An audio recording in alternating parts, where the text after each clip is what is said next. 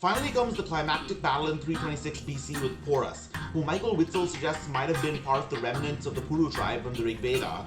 The comic describes Alexander's initial strategy of crossing the river Hydaspes as feigning attempts many times to make Porus let down his guard, before sallying out in the middle of a thunderstorm that masked the noise of his army's movement, and finding a small, somewhat shallow ford for his army to cross, an exploitation of an opening that would be repeated 2,000 years later at the Battle of Assaye by the British Arthur Wellesley and his battle against the Marathas by the river Kaitna. I'm describing this battle in detail because I was there. You see, as you may know, I'm thousands of years old, and also have the ability to take the form of fallen warriors. That time I had taken the form of a Greek, and became known as Alexander's Diodorus companion, going by the name of Koinas. At the start of the battle, Alexander sent out his horse archers to harass the enemy, something that was new to the Indians. Meanwhile, Porus opened with a chariot charge, just like his ancestors in the Mahabharata. The vehicle's mileage was wanting.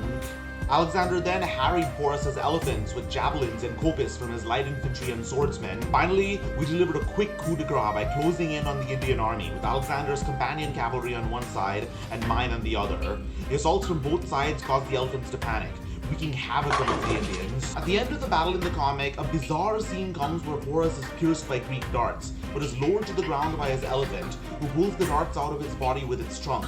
As outrageous as it is, this comes from Plutarch's Life of Alexander. Although, like I said, ancient Greek and Roman sources were not always known to be completely reliable, so take it with a grain of salt. Anyways, we know the story of what came next. The defeated Porus came before Alexander, who asked him how he expected to be treated. Porus bravely stated, like a king. Alexander was impressed and made Porus his vassal. So yeah, Indians and Greeks, best bros for life. All of the sources agree that the Greeks had to fight hard to earn a victory against the terrifying elephants and brave Indian warriors, although a march to the Katha doesn't go into the balance of outcome, according to the Greco-Roman sources at least. Neither does it include Diodorus' claim that Porus would later be murdered by Alexander's general, Hydaspes.